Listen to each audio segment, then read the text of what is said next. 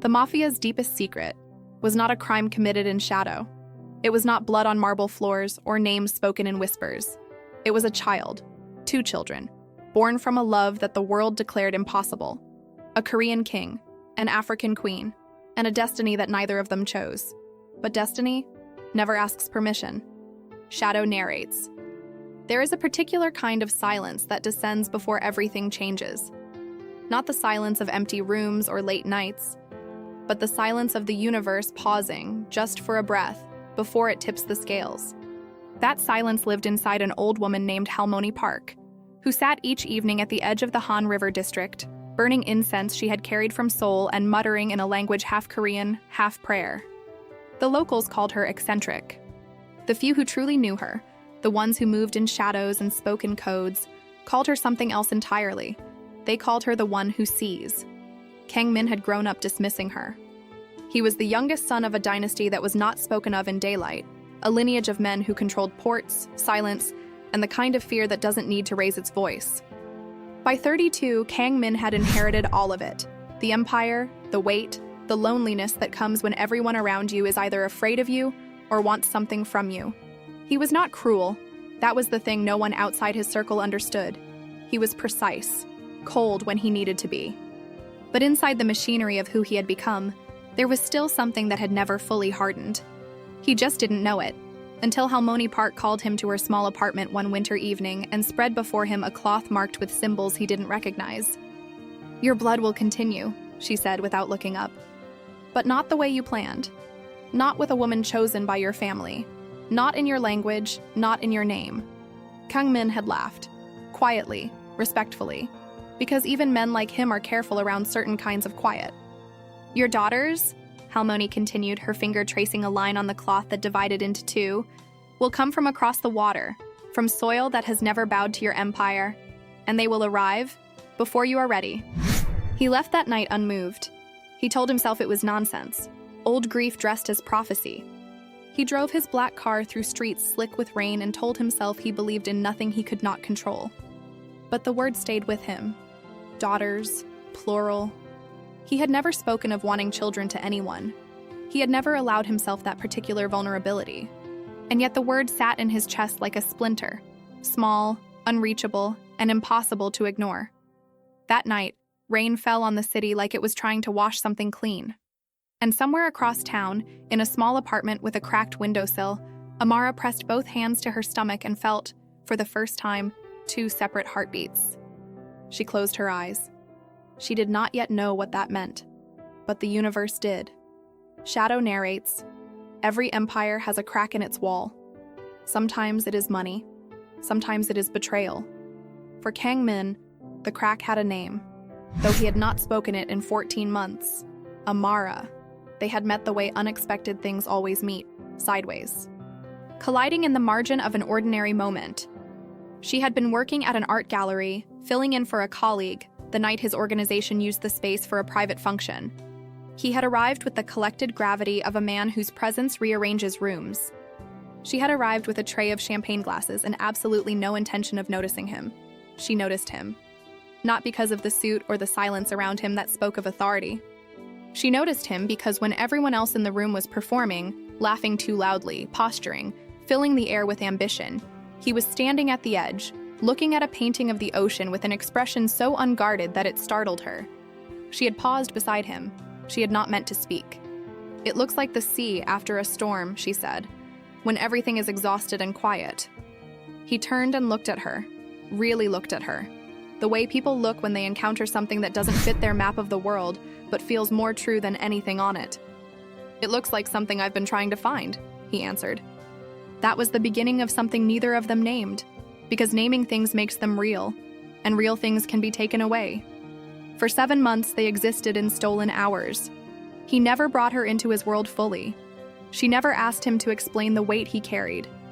They existed in a space between, his world too dark for her, hers too open for him. But in the space between, there was something that felt terrifyingly like home. Until the night his second-in-command, Park Tae-soo, sat across from him with the practiced expression of a man delivering information rather than a verdict, and said, "The elders are asking about your future. The alliance requires a formal union. someone selected, someone appropriate. The word appropriate hung in the air like smoke. Kang Min said nothing that evening. But 2 days later, he sat across from Amara in the small restaurant they had made theirs, and he said the words that people say when they have already decided to choose their cage over their freedom. "You deserve more than what I can give you." Amara had looked at him for a long time. Her eyes, dark, deep, the kind that had seen too much and forgiven too much, did not fill with tears. She simply nodded, with the dignity of a woman who refuses to beg. She left the table first. She left the city 3 weeks later. What Kang Min did not know, what he could not know, was that when Amara walked out of that restaurant, she was already carrying something that belonged to both of them. She had discovered it the morning after he said goodbye. She sat alone in her apartment, hands trembling, staring at a result that rearranged every plan she had made for her life. She thought of calling him. She picked up the phone twice. She put it down twice. Because she knew, with the certainty of a woman who had watched the man she loved choose an empire over her, that showing up with this information was not love. It was leverage. And she would not be leverage. She would not let her children be leverage. So she disappeared. She found a quiet corner of the city, far from galleries, far from private functions, far from anything that glittered. She found a job at a small restaurant with warm lighting and modest wages, and a manager who didn't ask too many questions. She wore comfortable shoes. She carried 2 lives beneath her heart. And she told herself that was enough. Shadow narrates, the restaurant was called Lumière du Soir, Evening Light, a name that promised more warmth than the world outside its doors usually delivered. It was not the kind of place Kang Min's people chose for meetings. It had no private rooms, no shaded corners efficient enough for the geometry of power. It was simply a restaurant, small, clean, the kind of place where ordinary people ate ordinary meals and forgot for an hour the weight of their lives. His associate had chosen it carelessly. A last-minute change after the original location fell through. Kang Min had agreed without interest. He arrived at 8:17 in the evening. He was inside before he registered the sound of her voice. It moved through the ambient noise of the room like a note that didn't belong to the music. Deeper, rooted in something older. He heard it before he saw her. A single sentence directed at a table by the window. "Tonight's special is the lamb. The sauce has a little warmth to it. Not too much." He turned. And the world, the entire carefully managed, deliberately controlled world that Kang Min had constructed around himself, came to a complete stop. Amara. She was wearing a black apron over a simple dress. Her hair was wrapped high. And she was... The breath left him in a way that had nothing to do with the air in the room. She was visibly, unmistakably pregnant. The weight of it was carried in the specific way of a woman far along, not just weeks, but months. The kind of months that have already become a reckoning. She had not seen him yet. She was moving with the careful, practiced grace of someone who has learned to navigate a small space with a changed body. Competent, quiet, entirely present in her work. His associate was speaking. The words did not reach him. Someone at a nearby table laughed. That did not reach him either. What reached him was arithmetic. Cold, immediate, and merciless. The timeline assembled itself without mercy. 14 months since she had walked out of that restaurant. 7 months of her body carrying something that began when they were still. He put both hands flat on the table. His associate stopped speaking. "Give me a moment," Kang Min said. His voice was even. It was always even. He had trained it to be even the way other men train themselves for combat. He stood. She turned at exactly that moment, responding to a sound from the kitchen, and saw him. The tray in her hands did not fall. Amara had the composure of a woman who has spent months preparing herself for the possibility of exactly this moment. She had rehearsed it. She had told herself she was ready. She was not ready, but she held the tray.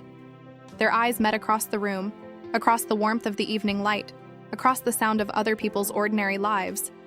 And in that silence between 2 heartbeats, an entire history passed between them without a single word. His face was pale.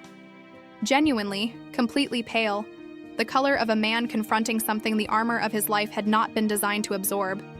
Her face was still, the stillness of deep water. He took 1 step forward.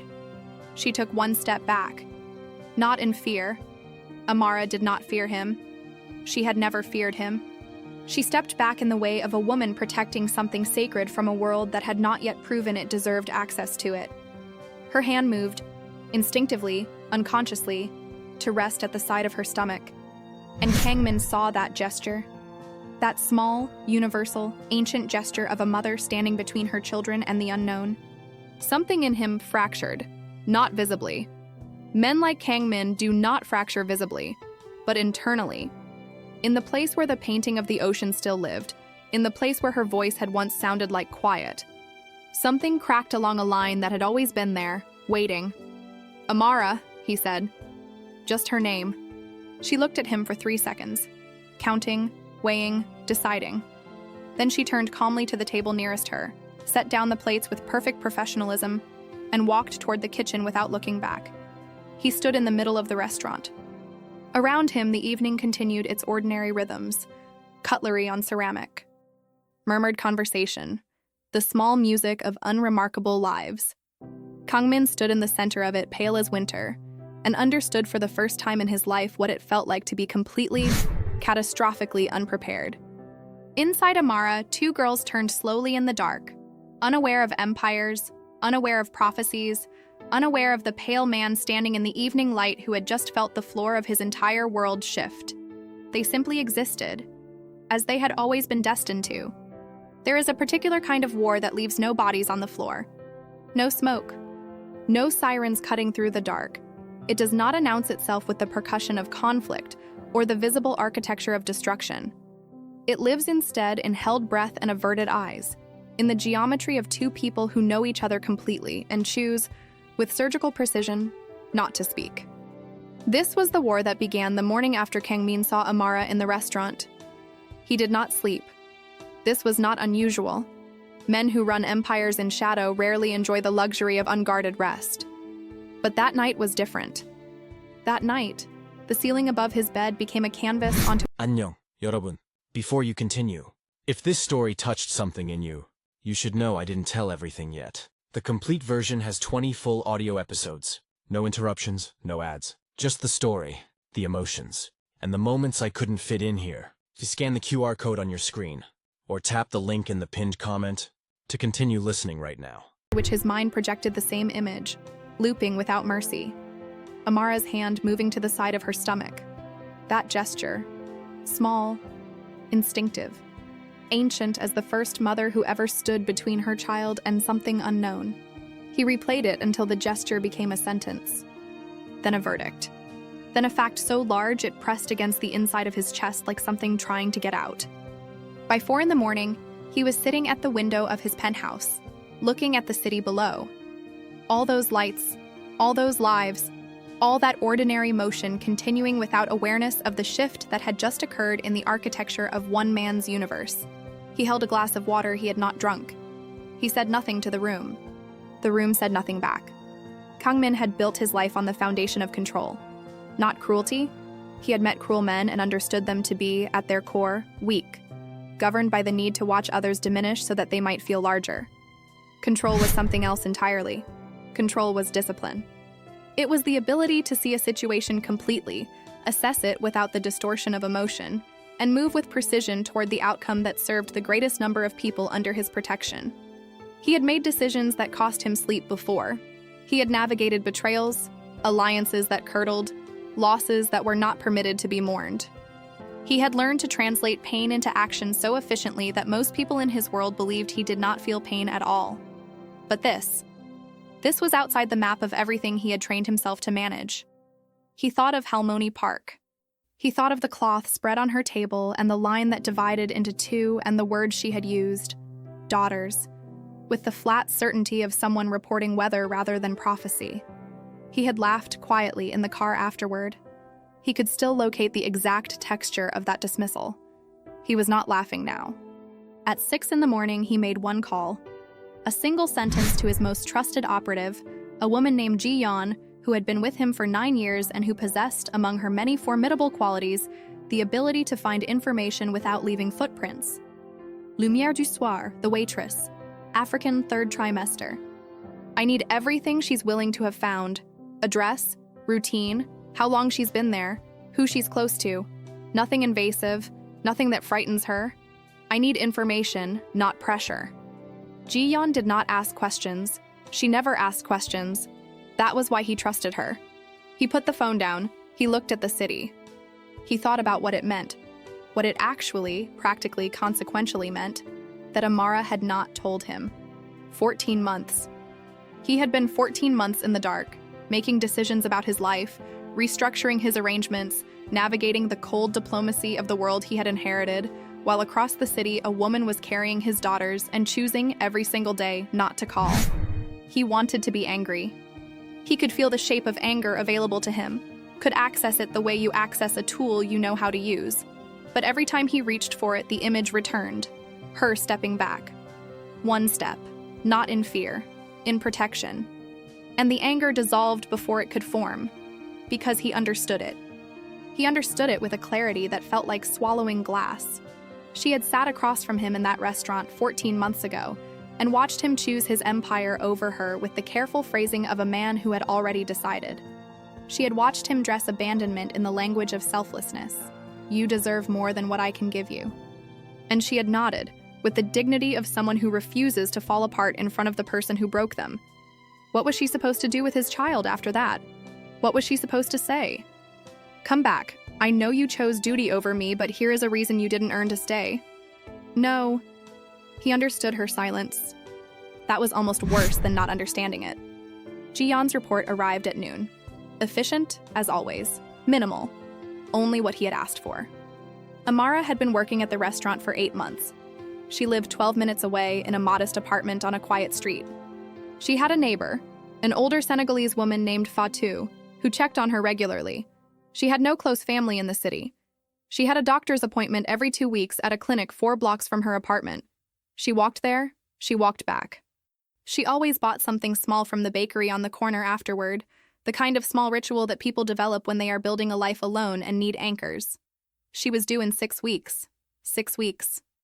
Kang Min read the report once, folded it, placed it on the desk with the careful precision of a man who is not ready to decide what to do with information, but knows it must be treated with respect in the meantime.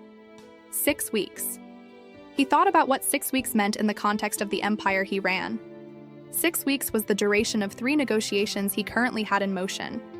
6 weeks was the window before a major restructuring of his eastern operations that required his full and undivided presence.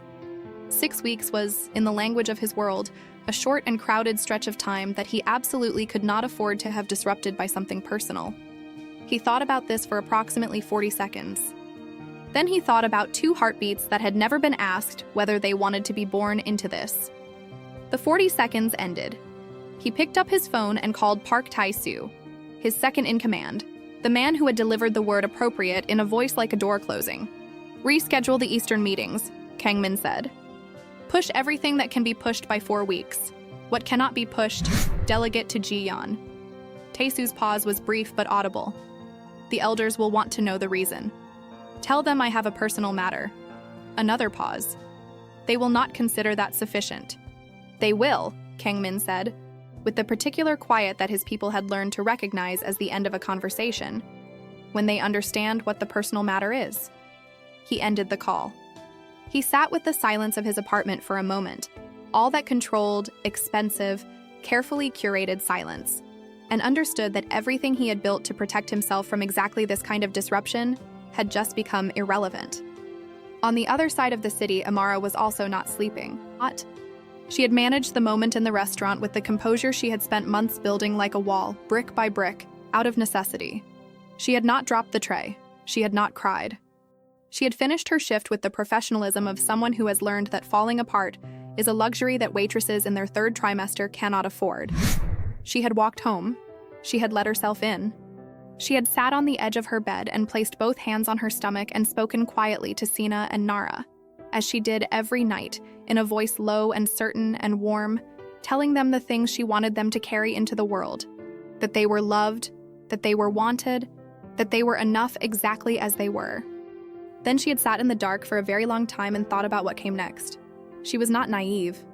She knew what Kang Min was. She had always known, not from what he told her, because he had told her very little, but from what surrounded him. The way rooms reorganized themselves when he entered, the the calls he stepped out to take, the careful omissions in his conversation that told a more complete story than his words ever did. She had never asked him to explain it. She had not wanted the explanation.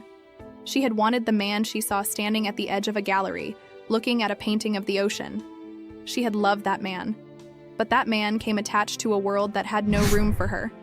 A world that had used the word appropriate to describe everything she was not. And now that world had found her. Not aggressively. He had not followed her out of the restaurant. He had not sent anyone to her door.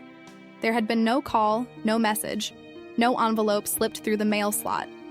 Just that moment, that pause in the middle of the evening light, and the color leaving his face like the tide going out. She did not know what he would do next. She thought she knew what he should do, which was nothing.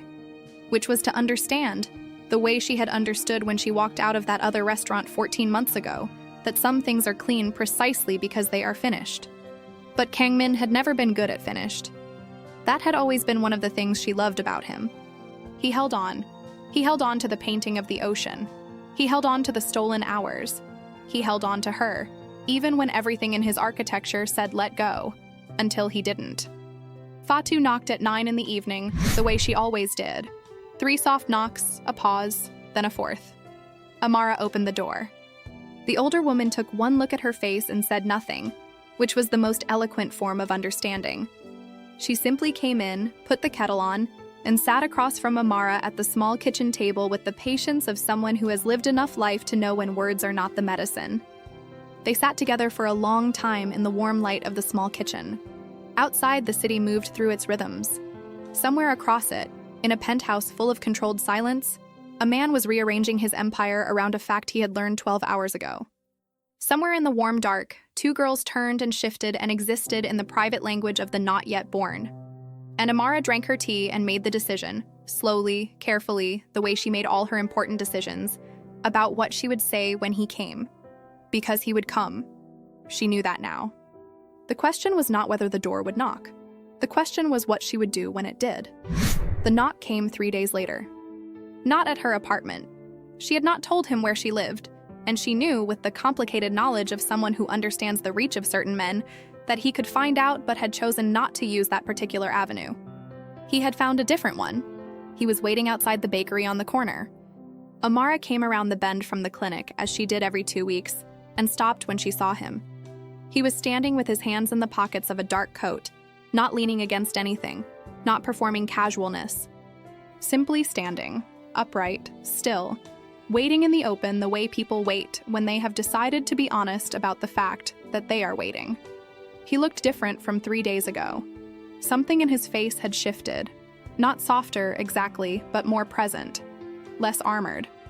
Like a man who had spent 72 hours making an internal decision and had arrived finally at the other side of it. She stopped 10 feet from him. She looked at him. He looked at her. At her face first, and then, briefly, with an expression that contained more than she had vocabulary for, at the fullness of what she carried. "I didn't come to make demands," he said. His voice was what it always was. Low, even, precise. But underneath the precision there was something she had only heard once before. The night he stood at the gallery looking at the ocean. Unguarded. "I came because I owe you that. Standing here. Not sending anyone. Not a message. Me." Amara studied him for a long moment. "How did you know I'd be here?" "Your routine," he said. Then, immediately, "I'm sorry. I know how that sounds. I asked for information about your safety. Nothing else. If you want me to stop knowing, I'll stop." She considered this. "You already know where I live," she said. It was not a question. "Yes. But you came here instead." "Yes." She understood the geometry of that, coming to a public corner instead of a private door. Choosing the version of this conversation that gave her the most exit. He had thought about it. He had cared about what she needed more than what was convenient for him. She hated, briefly, how well she still knew him. "I'm not going to disappear," she said, and her voice was steady as the earth she came from. "I was never going to let them grow up without a choice about who their father is. When they're old enough to ask, they would know. That was always the plan. But not now. You ended us, Kang Min." He didn't flinch. He received the truth of it the way she had always received his, directly, without performing a reaction. "I know," he said. The city moved around them. A woman walked past with a stroller. A man on a bicycle rang his bell at the corner. The ordinary afternoon continued its ordinary proceedings. "I'm not asking to come back," he said. "I'm not asking for anything you haven't decided to give. I'm asking to be present, whatever that means to you, whatever shape that takes, on your terms, completely on your terms." Amara looked at the bakery window, at the bread in the display, warm and ordinary and real. She thought of Sina. She thought of Nara. She thought of two girls who would one day ask questions that deserved real answers. She thought of the man at the gallery, and the man at the table who said goodbye, and the man standing now on a public corner, without armor, asking to be allowed to mean something. She turned back to him. "Come back here Thursday," she said. "We'll talk." "That's all I'm promising." He nodded once. She walked into the bakery. He stood on the corner until she was through the door. Then he turned and walked in the opposite direction, and the war of silence, the one that had been fought in held breath and averted eyes and 14 months of distance, shifted quietly into something else. Not peace yet, not resolution, but the first, fragile, undeniable suggestion of a different possibility. Shadow narrates. Thursday came the way important days always come, quietly, without ceremony, dressed in the ordinary clothes of just another morning. The sky was the color of unpolished silver. The bakery on the corner opened at 7. The city made its usual sounds. Distant traffic, a door closing somewhere, the particular rhythm of a world that does not pause for the private enormities of individual lives. Amara woke at 5:30, as she had every morning for the past 4 months. Not because she chose to.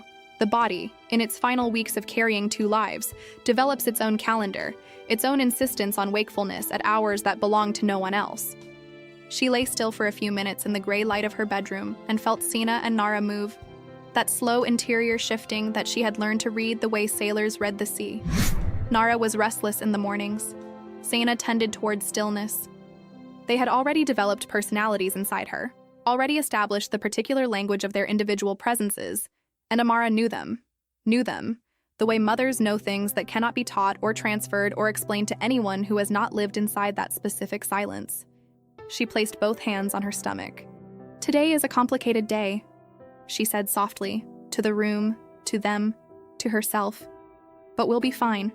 We are always fine." She believed it when she said it. That was the remarkable thing about Amara. She did not perform strength. She had built it carefully and over years, from materials that included loss and displacement, and the particular education of being a woman alone in a city that was not her origin. Her strength was not the loud, declarative kind. It was the kind that simply continues.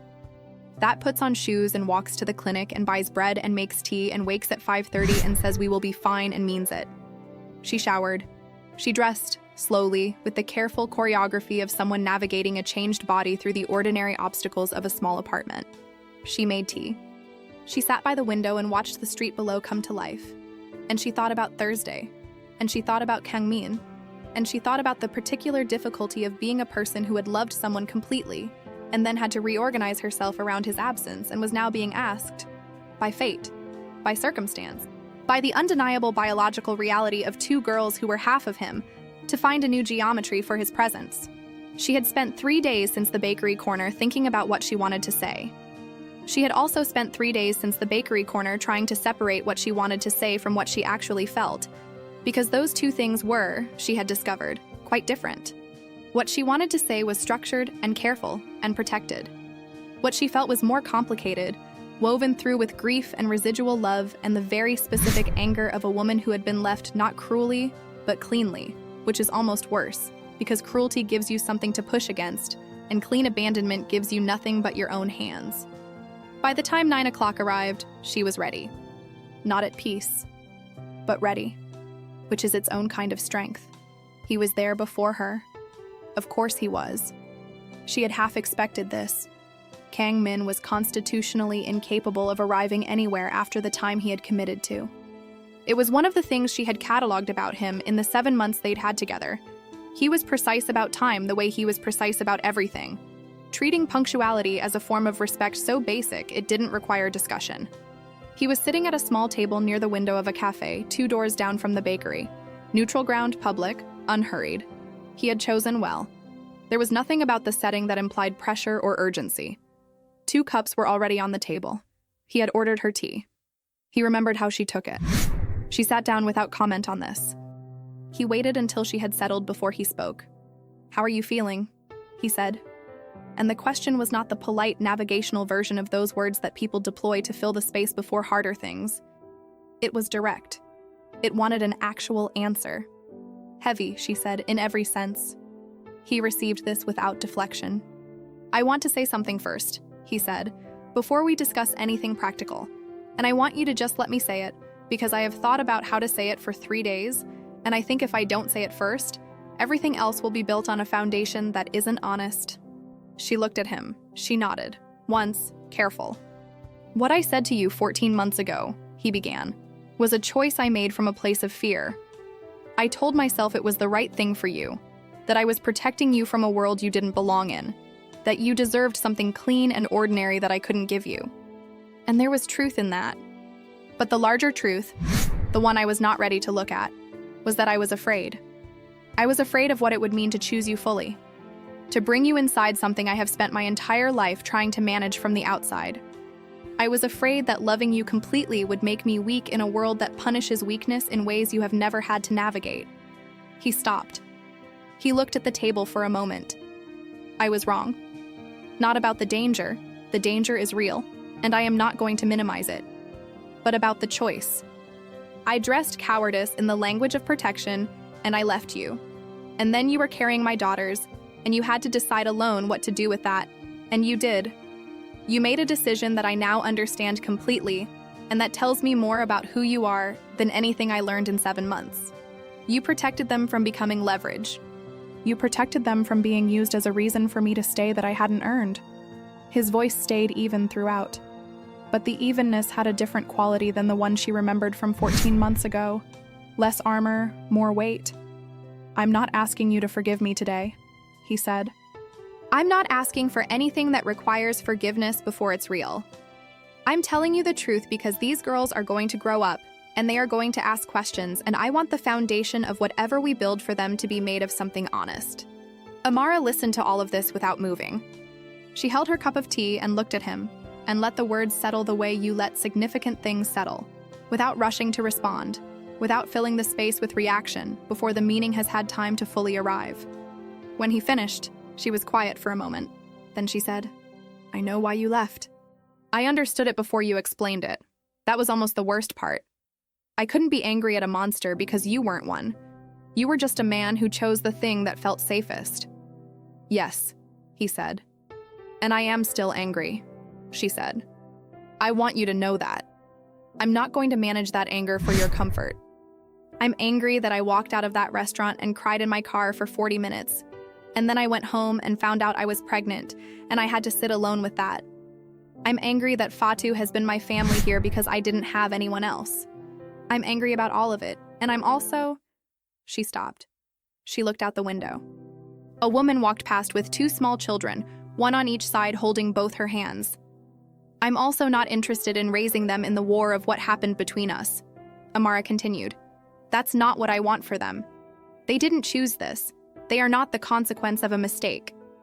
They are—" Her voice shifted, just barely, into something warmer. "They are extraordinary. Already. I can already tell. Nara wakes me up at 5 every morning because she cannot be still. And Sina is quiet and steady, and I don't know how I know this already, but I know it. They are extraordinary, and they deserve an extraordinary life." Kang Min said nothing. He was watching her face with an expression she had not seen on him before. Or perhaps she had seen it once, at the gallery, but had not had the vocabulary for it then. It was the expression of a man looking at something that recalibrates him. "What does an extraordinary life look like to you?" he asked. "For them. Practically. What are you imagining?" And this was where the choice lived. Not in the dramatics of the story so far. Not in the pale face in the restaurant or the corner outside the bakery, or even this conversation in a quiet cafe on a Thursday morning. The choice lived in this question and its answer. In what two people decided, practically and honestly, to build out of the rubble of what had not worked. Amara set down her cup. "I want them to know both of who they are," she said. "African and Korean. My family's language and your family's history. The parts worth knowing. I want them to grow up without fear. That means your world cannot come close to them. Not the danger of it. Not the politics of it. Not the people in it who would see them as tools or targets or complications. That is not negotiable." "Agreed," he said without hesitation. She had expected hesitation. The absence of it landed differently than she had anticipated. "I want to be their mother," she continued. "Not a co-parent in a legal document. Their mother, the person who makes the primary decisions about their daily lives, their school, their values, their world. You can be present. I want you to be present. But presence is not the same as authority."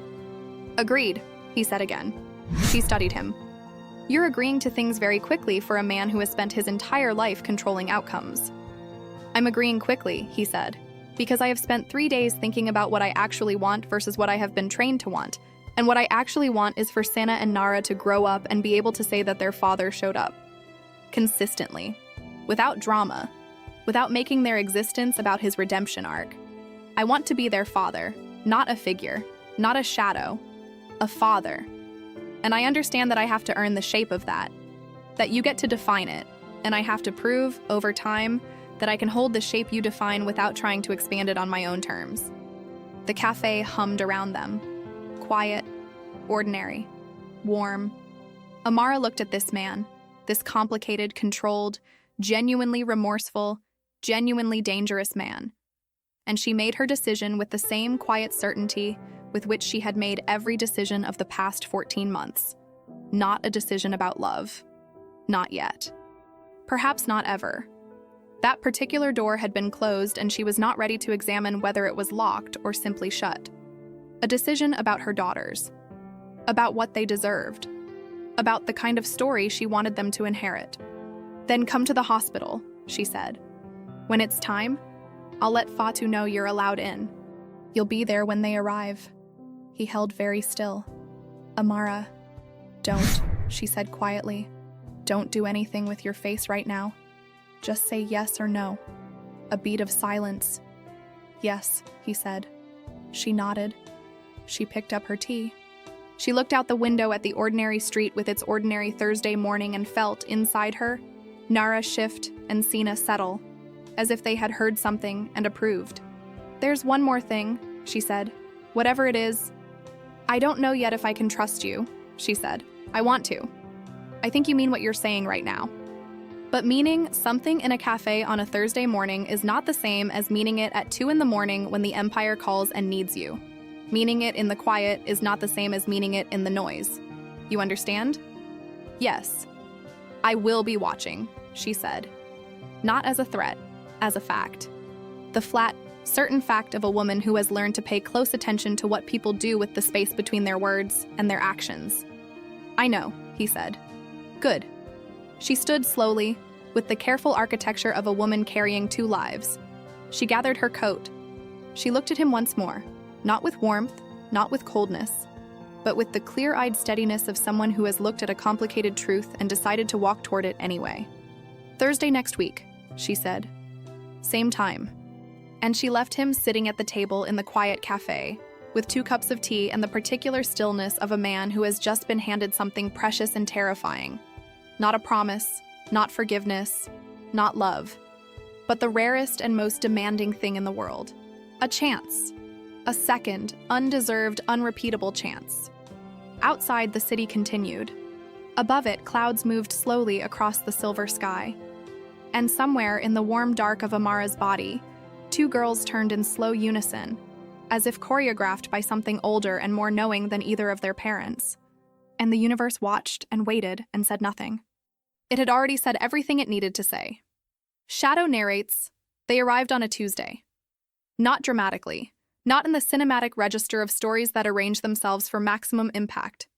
They arrived the way most true things arrive, unexpectedly, at an inconvenient hour, with no regard for readiness or narrative timing. Amara had been folding laundry at 11:30 at night when the first wave moved through her like a tide changing direction, slow and enormous and completely certain. She stood still for a moment. She placed the folded towel on the chair. She breathed. Then she picked up her phone and called Fatu. "It's time," she said. Fatu arrived in 4 minutes, which was remarkable given that she lived 2 floors up and was, by her own frequent admission, not a woman who moved quickly. But she arrived in 4 minutes. Coat over her nightgown, hair wrapped in a scarf of deep orange and gold, with the expression of a woman who has been waiting for this moment, and finds it, now that it has come, exactly as sacred as she expected. "Good," Fatu said, looking at Amara with the assessing eye of someone who has been through this before. "We go now. Slowly. No rushing. The girls will come when they are ready." "I need to make one more call," Amara said. Fatu looked at her. Something in the older woman's eyes shifted, understanding, and a particular kind of grief-shaped tenderness. "Make it," she said simply. Amara dialed. He answered on the second ring. Of course he did.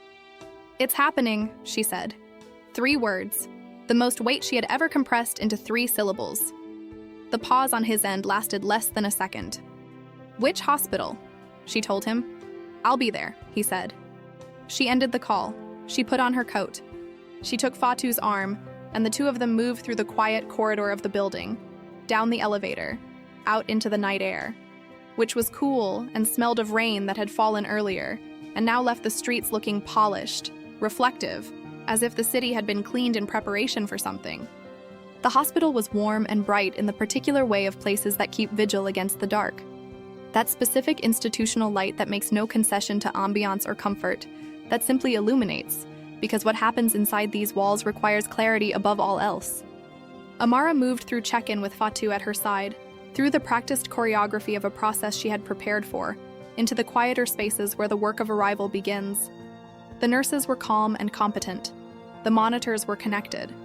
The room settled into its rhythm, the beeping, the brightness, the specific hush of medical attention. Fatu sat in the corner with her hands folded and her eyes closed, and Amara understood that she was praying, not loudly, not performatively, but in the ancient, private way of someone laying a request before something enormous. At 12:47, Kang Min arrived. He came through the door of the waiting area, not the delivery room, not yet.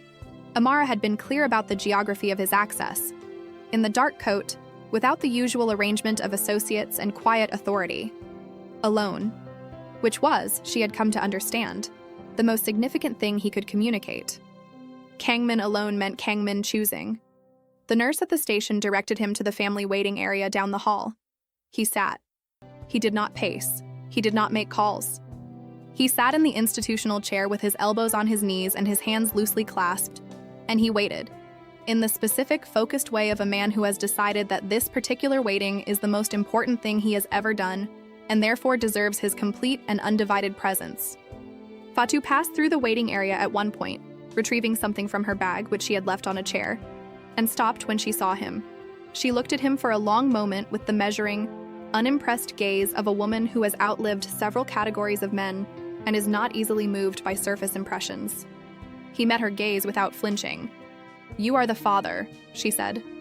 Not a question. "Yes," he said. She studied him for another moment. Then she said in the tone of someone delivering both a verdict and a warning wrapped in a single sentence, "They will need more from you than money. Remember that." "I know," he said. She picked up her bag and returned to Amara. He sat back down.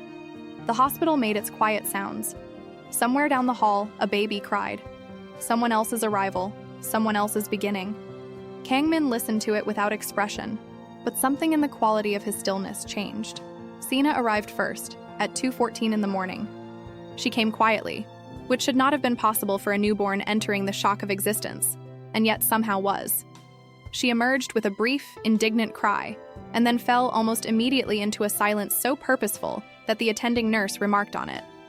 She was placed on Amara's chest and looked, with eyes that could not yet focus, in the direction of her mother's voice. And something in the room shifted. Amara wept.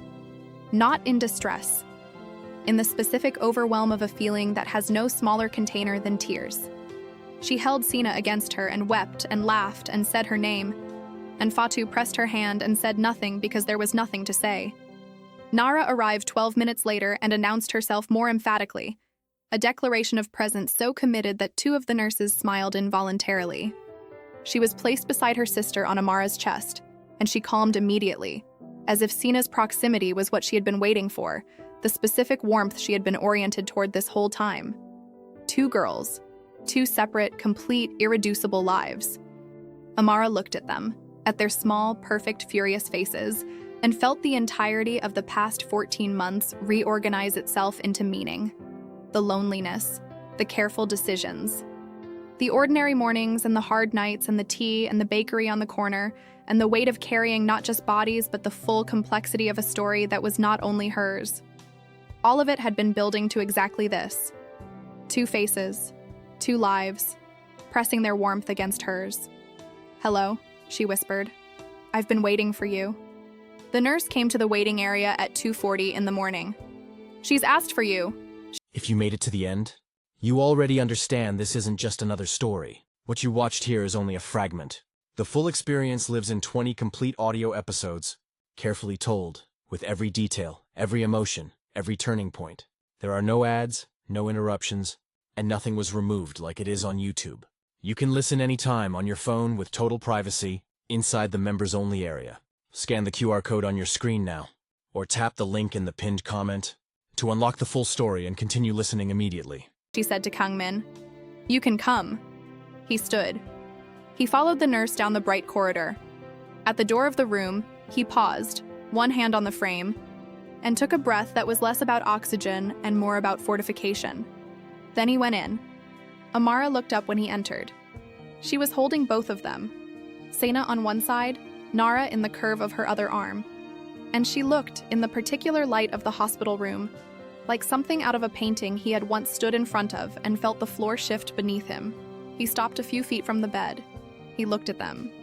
At Sena, still and watchful. At Nara, restless even in sleep, one small fist pressed against her cheek. At the specific, irreversible reality of two faces that were both entirely Amara and, unmistakably, partially him. The architecture of his features translated into something softer and more luminous by her. He said nothing for a long moment. Amara watched his face. She had expected the controlled evenness. She had expected the armor, some version of it, some managed response appropriate to the magnitude of the situation. She had prepared herself for measured words and careful composure.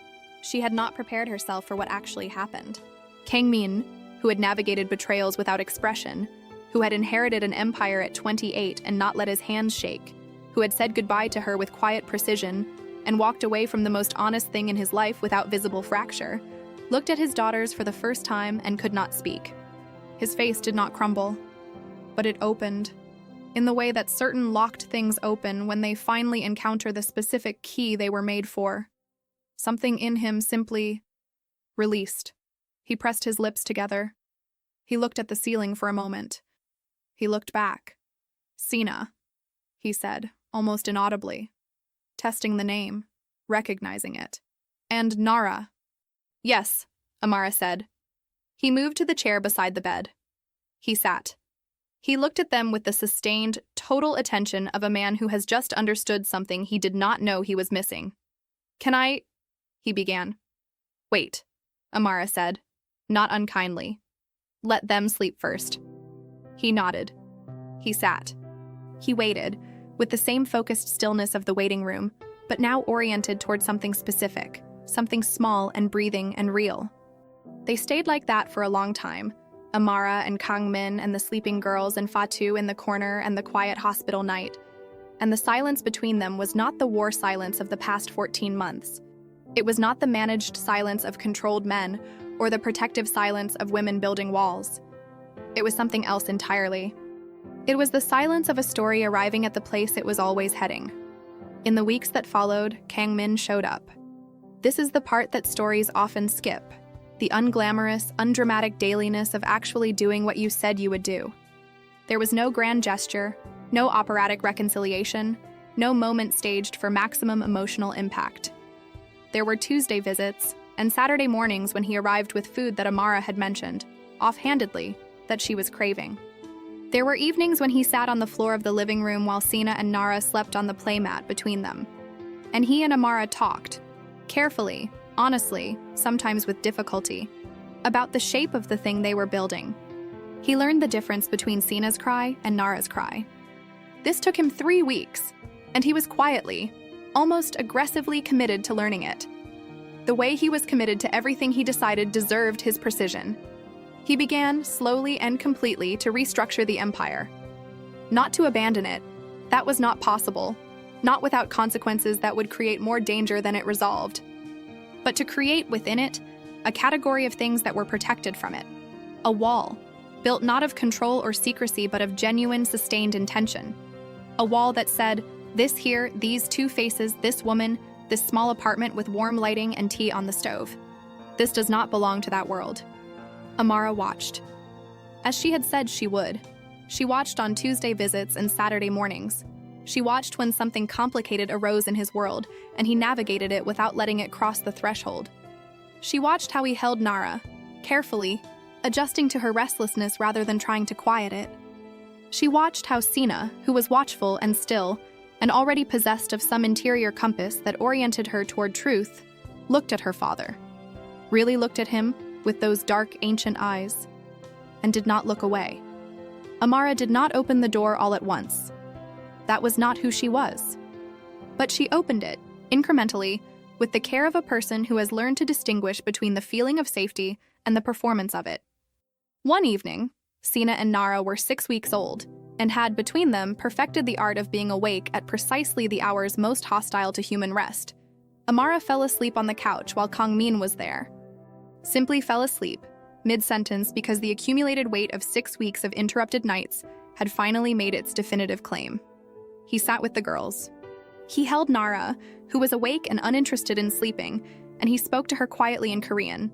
The language of his mother, the language he had not used tenderly in years, dusted off now and offered to a small person who regarded him with the alert, skeptical attention of someone deciding whether to trust.